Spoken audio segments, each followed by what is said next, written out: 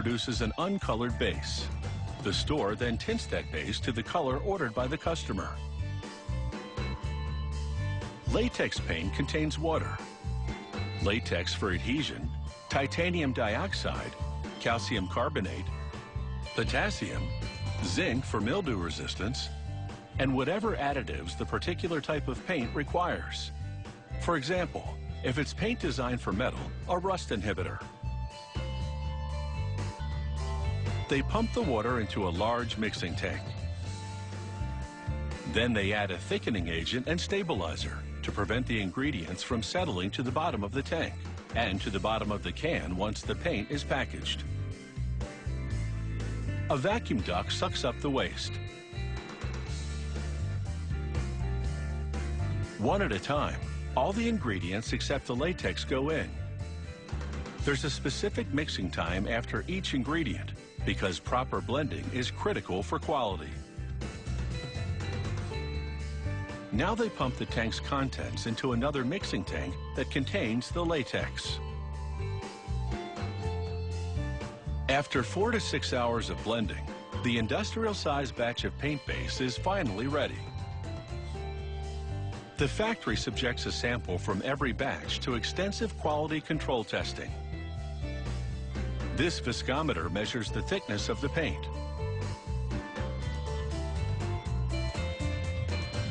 This test assesses how well the dry ingredients have dispersed within the mix. This tells them whether the mix is blended well enough to move into the second tank containing the latex.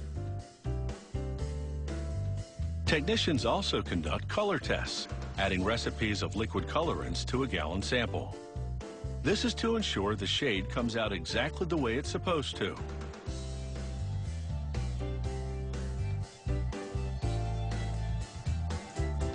To check if the paint covers well, they brush it onto test paper. The stripes provide a contrast so that any defects in the paint, such as foam or grit, will show. This test evaluates tint strength.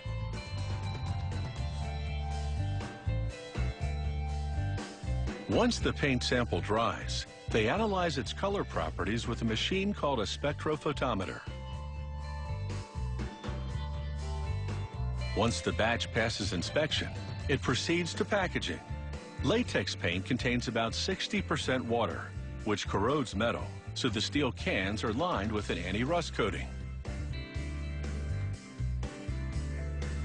The cans run over a glue applicator, then over a label, which instantly sticks to the adhesive.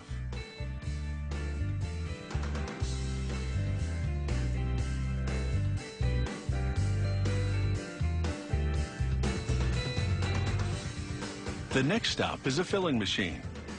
Each can sits on a scale that's positioned under a dispensing nozzle.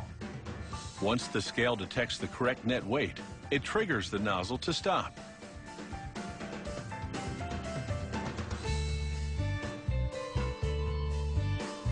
From the filling machine to a lid dispenser that drops a cover onto each can.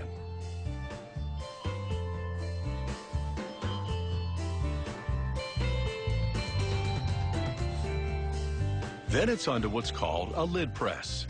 As each can passes underneath, a row of cylinders gradually presses in the lid.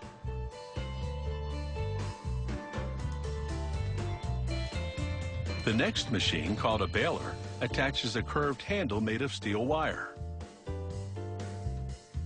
It locks the handle lens into metal discs on both sides of the can.